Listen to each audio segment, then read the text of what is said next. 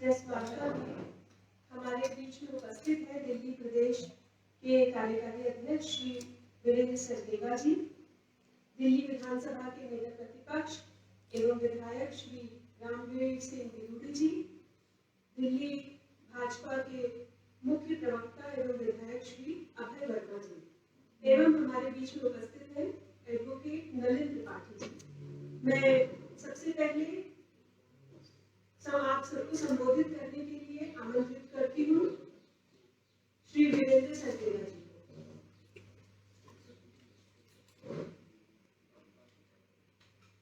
नमस्कार साथियों। दोस्तों, आज का विषय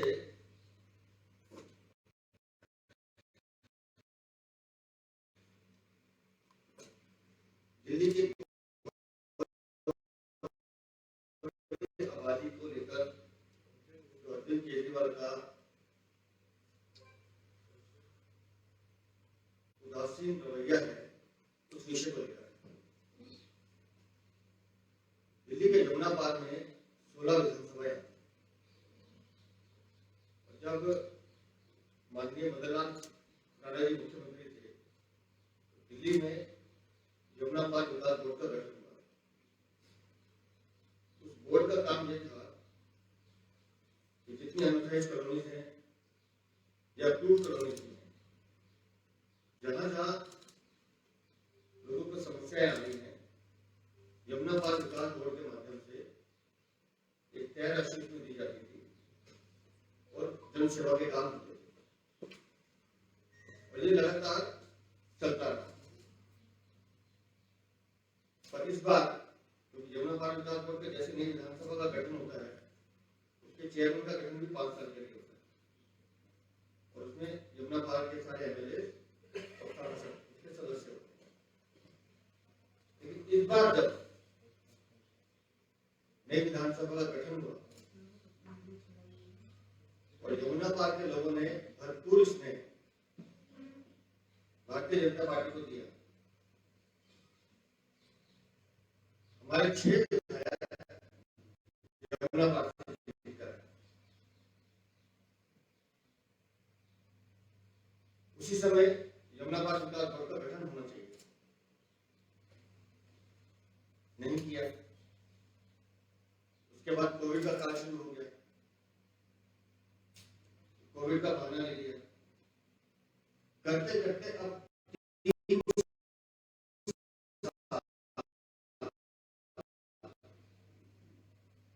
उसके गठन को हो गए कि उसका गठन नहीं हो पा रहा।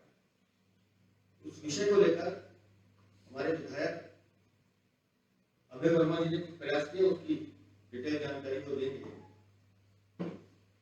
लेकिन आप समझिए इसके पीछे की उनकी राजनीतिक जो दुर्भावना है अरविंद केजरीवाल की, वो साफ दिखाई देती। 16 में से 6 विधायक हमारे, 2 सांसद हमारे, 61 निगम पार्षद है वहां, उसमें से 35 भारतीय जनता पार्टी। अगर वो पैसा वहां खर्च होगा, दिल्ली की जनता को उसका लाभ मिले, ये सोच उनकी नहीं है। उनकी सोच ये है कि कैसे इसको रोका जाए। दिल्ली की जनता अभाव में जीती है तो जीती रहे, वो नाट्य जीवन जी रही है, जीती रहे, उनको सुविधाएं ना मिले। क्यों? क्योंकि वहां के विधायक निगम पार्षद इसका लाभ न ले जाए, इसलिए उन्होंने उसका गठन नहीं किया। अब आप सोचिए कितनी अनऑथराइज्ड कॉलोनी है यमुना पार्क। हम इधर से शुरू करते हैं, New Ashok Nagar, Mandawali, Ganesh Nagar, Shastri Park, New Seelampur, Shadraganj Tejawali, Sunlight Colony, Vishwas Nagar, चौहानपट्टी, Kaushalpuri, Mandoli गांव, हर्ष विहार, करावा नगर एक्सटेंशन, सोनिया विहार, गड़ी मेंढू, ये ऐसी कॉलोनीज है जहां की सड़कों की हालत बेहद खराब है। और अगर वहां यमुना पार्क विकास बोर्ड का गठन हुआ होता तो वो पैसा वहां के लोगों के काम आ सकता था, वहां की सड़कें बन सकती थी, वहां सीवर लाइन डल सकती थी, वहां पानी की लाइन डल सकती थी, वहां के लोगों का जीवन सुधर सकता था। लेकिन अरविंद केजरीवाल क्योंकि द्वेष की राजनीति करते हैं, भेदभाव की राजनीति करते हैं, उनको तो दिल्ली में सिर्फ भ्रष्टाचार करना है, उनको जनता के विकास से कोई लेना देना नहीं। तो सोची समझी साजिश के तहत जमुना पार विकास बोर्ड का गठन नहीं होने दिया गया, क्योंकि अगर गठन होता तो एक साल में लगभग 100 करोड़ रुपए इन अनऑथराइज्ड लोन पे खर्च हो सकते हैं। तो आप सोचिए 3 साल में कितना बड़ा नुकसान उन्होंने जमुना पार का लोगों के साथ किया, धोखा दिया है जमुना पार। अब उस विषय में चूंकि अभय जी ने पूरी एक्सरसाइज की है, अच्छा अभय जी लेकर आए हैं, तो मैं चाहूंगा कि अभय इसमें अपने विचार रखें या पहले हमारे नेता प्रतिपक्ष श्री रामकृष्ण सिंह जी हो जाए, कैसे हो जाए। दिल्ली प्रदेश भारतीय जनता पार्टी के अध्यक्ष आदरणीय श्री वीरेंद्र सचदेवा जी, भाजपा के विधायक उत्तरी प्रदेश भारतीय जनता पार्टी के मुख्य प्रवक्ता आदरणीय श्री अभय वर्मा जी,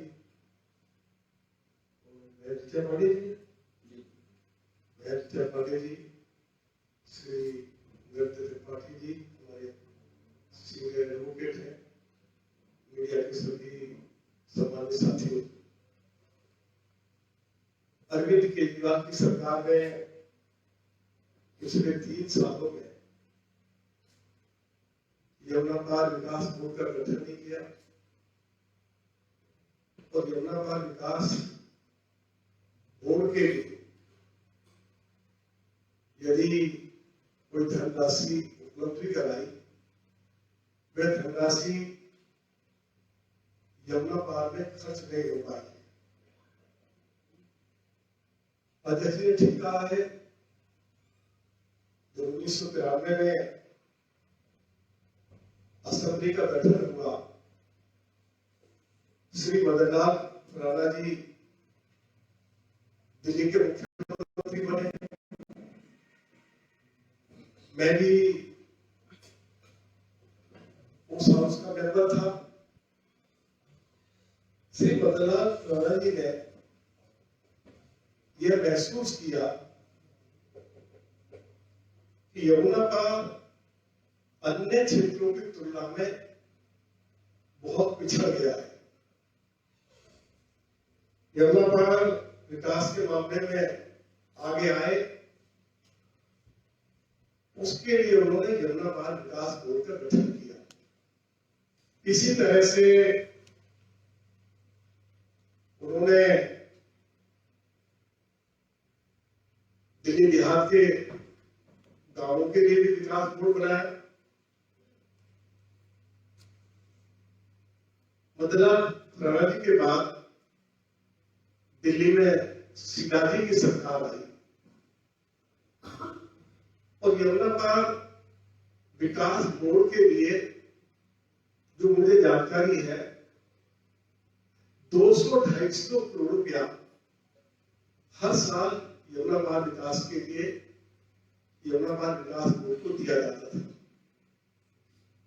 और उस समय दिल्ली सरकार का बजट मुश्किल से 25,000 करोड़ का रहा होगा।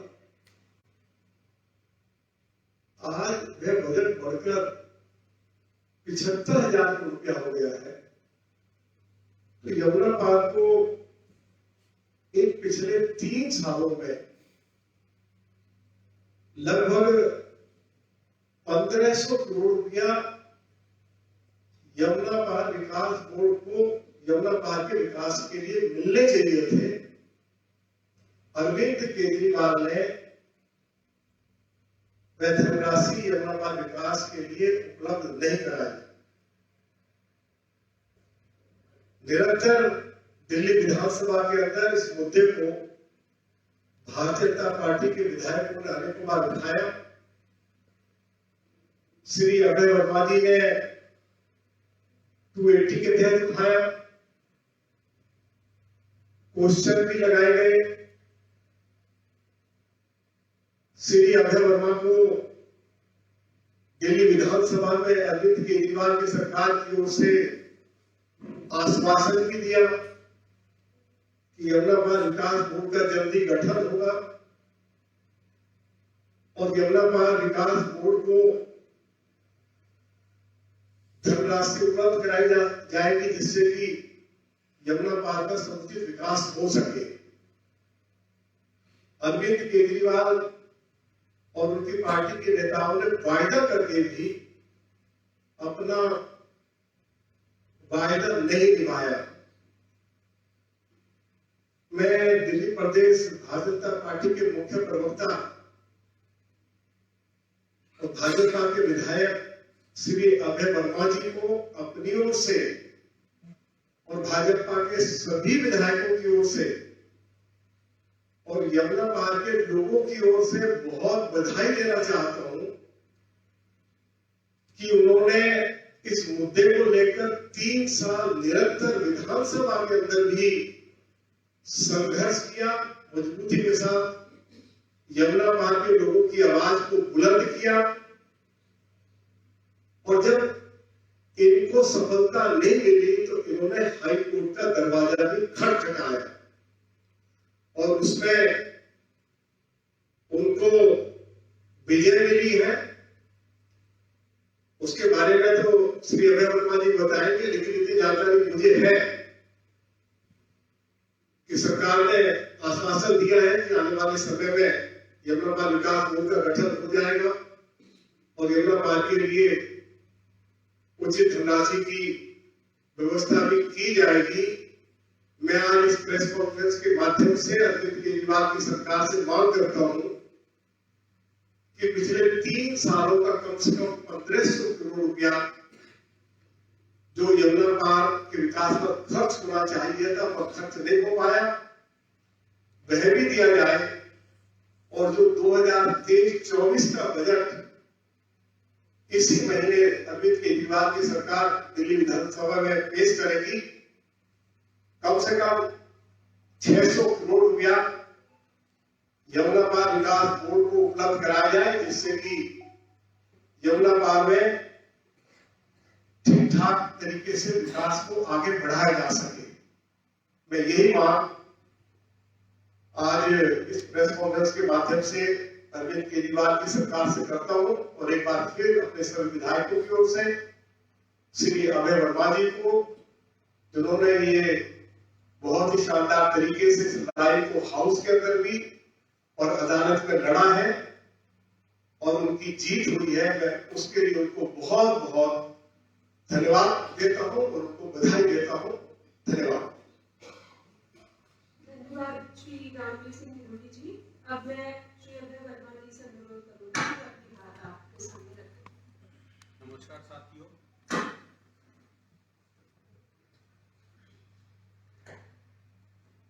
आदरणीय रामवीर सिंह गिरोही जी जो हमारे नेता प्रतिपक्ष हैं, बहन ऋचा पांडे जी, भाई मनोज त्रिपाठी जी और पत्रकार बंधु, यमुना पार विकास बोर्ड जब 1993 में विधानसभा का गठन हुआ था तो उस समय मंत्रिपरिषद ने ये निर्णय लिया था कि यमुना के इस तरफ के दिल्ली और यमुना पार के दिल्ली में अंतर है विकास का, यहाँ डेवलपमेंट ज्यादा है, उधर डेवलपमेंट कम है। इसलिए उन्होंने एक बोर्ड बनाया, बोर्ड में यमुना पार के सभी विधायकों को मेंबर बनाने का प्रस्ताव रखा और उनके लिए अलग से बजट की व्यवस्था करना शुरू हुआ और निश्चित रूप से यमुना पार विकास बोर्ड के फंड से यमुना पार में डेवलपमेंट हुए। लेकिन जैसे ही 2020 में रिजल्ट यमुना पार का उनके अनुकूल नहीं आया तो एक स्ट्रेटजी के तहत उन्होंने बोर्ड का नया गठन नहीं किया। बजट उन्होंने दिया, बजट भाषण के यमुना पार विकास बोर्ड के लिए उन्होंने सैंक्शन रखे, लेकिन बोर्ड का गठन नहीं किया जिस कारण उस पैसे का यूटिलाइजेशन नहीं हो पाया। हमने बहुत प्रयास किया, आदरणीय नेता प्रतिपक्ष जी ने हाउस में बहुत बुलंदी से इस बात को रखा कि यमुना पार के लोगों की भी चिंता होनी चाहिए, विकास पूरे दिल्ली का कीजिए पिक एंड चूज मत कीजिए, लेकिन सरकार की तरफ से हमेशा निराशाजनक व्यवहार रहा और उसके बाद अंततः मुझे कोर्ट जाना पड़ा। भाई नलिन त्रिपाठी जी उस मैटर में एडवोकेट थे। दिल्ली सरकार ने एक जवाब फाइल किया, स्टेटस रिपोर्ट बोलते हैं, और उस जवाब में उन्होंने क्या कहा है 2 मिनट में आपको बताना चाहूंगा। that this department is actively process the matter for reconstitution of Trans Yamuna Area Development Board। यानी आज 3 साल के बाद भी एक्टिवली काम कर रहे हैं कि बोर्ड का गठन हो जाए। और उसके बाद जो तीसरे लाइन में उन्होंने लिखा है वो बड़ा उससे समझ में आता है कि इनका मोटिव क्या है। That it is not feasible to release allocate funds for the financial year 2020-21, 21-22 or 22-23 as a Trans Yamuna Area Development Board is not in force during this period। मतलब आज उन्होंने कल कोर्ट में ये कह के पल्ला झाड़ लिया कि 3 साल जो बजट मिले थे उस बजट को हम एलोकेट नहीं कर पाएंगे क्योंकि बॉडी का गठन नहीं हुआ है। मैं पूछना चाहता हूं अरविंद केजरीवाल जी से कि यमुना पार के लोग दिल्ली वासी नहीं है क्या, या यमुना पार की जनता के साथ ये भेदभाव जारी रहेगा? बहुत बड़ा प्रश्न है। डेवलपमेंट सबको चाहिए। आप दिल्ली के एक हिस्से में जहां पे आपके अधिक एमएलए हैं तो वहां पे आप विकास की बात करते हैं और यमुना पार के साथ सौतेला व्यवहार क्यों कर रहे हैं? और मैं ये भी जानना चाहूंगा कि ये जो 3 साल यमुना पार के विकास का काम रुका हुआ है, ठप पड़ा है, आप सब विकास मार्ग पे जाते हुए 3 साल से तोड़ करके पड़ा हुआ है, क्या इसका दोषी आप नहीं हो? और इसके पीछे हिडन क्या है ये भी मैं आपको बताना चाहूंगा। पिछले विधानसभा चुनाव में तो धूल चटाई यमुना पार के लोगों ने। नगर निगम में बहुत जबरदस्त धुलाई। 61 निगम सीटों में से 35 सीटें बीजेपी जीती है, 20 सीटें आम आदमी। मैं इस प्रेस के माध्यम से केजरीवाल जी को कहना चाहता हूं कि आप यमुना पार के लोगों के आंख में धूल नहीं झोंक सकते। हालात इतने बिगड़े यमुना पार में कि इनके गोपाल राय जो मंत्री हैं वो चुनाव हार गए अपने विधानसभा में। विधानसभा अध्यक्ष आदरणीय रामनिवास गोयल जी अपने चुनाव अपने विधानसभा में हार गए और दिल्ली के उप मुख्यमंत्री भी अपने 4 में से 3 सीटें हार के वो भी अपने विधानसभा चुनाव में हार गए। तो कहीं ना कहीं यमुना पार के लोग केजरीवाल को सबक सिखाना चाहती है। और ये क्या है, ये जो बजट दिए गए लेकिन एलोकेशन नहीं हुआ क्योंकि गठन नहीं हुआ, और वो पैसा क्या हो रहा है, केजरीवाल जी अपना चेहरा चमकाने में उस पैसा को डाइवर्ट करके एडवर्टीजमेंट में लुटा रहे हैं जो यमुना पार के जनता के साथ धोखा है। मैं आदरणीय कोर्ट का साधुवाद करता हूं और नलिन त्रिपाठी जी का भी धन्यवाद करता हूं कि कम से कम उन्होंने दिल्ली सरकार से ये लिखित लेने में कामयाब हुए हैं और 6 वीक का टाइम दिया है। तो उम्मीद है कि 6 सप्ताह में यमुना बोर्ड का गठन हो जाएगा। लेकिन प्रेस के माध्यम से मैं मांग करता हूं कि 3 साल जो बजट दिए गए और आपके नाकामियों के कारण, आपके फेलियर होने के कारण बोर्ड का जो गठन नहीं किया आपने, तो ये तीनों साल का बजट प्लस 23 और 24 का बजट लेकर 4 साल का बजट 23-24 में आप दीजिए, क्योंकि यमुना पार के लोग भी दिल्ली वासी हैं। दिल्ली के विकास में यमुना पार के लोगों का भी भागीदारी है। दिल्ली के टैक्स कलेक्शन में भी यमुना पार के लोगों का हिस्सा है। इसलिए ये सारे पैसे आप 23-24 के बजट में आप जरूर प्रावधान रखिए, क्योंकि हम सब यमुना पार के लोग हैं और दिल्ली संपूर्ण विकास होना चाहिए। कहीं पे विकास हो और कहीं पे ना हो, ये ठीक नहीं है। बहुत बहुत धन्यवाद। किसी के कोई प्रश्न हो तो ये जा सकते हैं। कितना पॉपुलेशन है यमुना पार्क का जिस एरिया को 60 से ज्यादा ही है।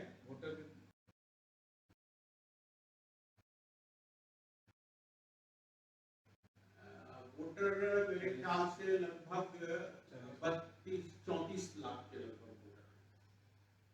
सवाल वोटर और जनसंख्या से नहीं है, सवाल यमुना विकास बोर्ड का है, क्योंकि यमुना विकास बोर्ड को पहले के नेता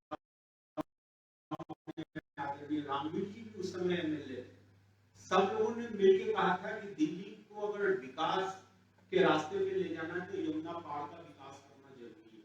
लेकिन आप 3 साल से बजट देके केवल एक बॉडी नहीं बना रहे, वहां बजट जाए नहीं, बीजेपी के 6 एमएलए और 2 सांसद इसका यूटिलाइजेशन ना करें, ये घोर अन्याय जमुना पहाड़ के लोगों के साथ। सभी का बहुत बहुत धन्यवाद। रामवीर सिंह धूरी जी, अभय वर्मा जी, नरेंद्र त्रिपाठी जी एवं प्रेस के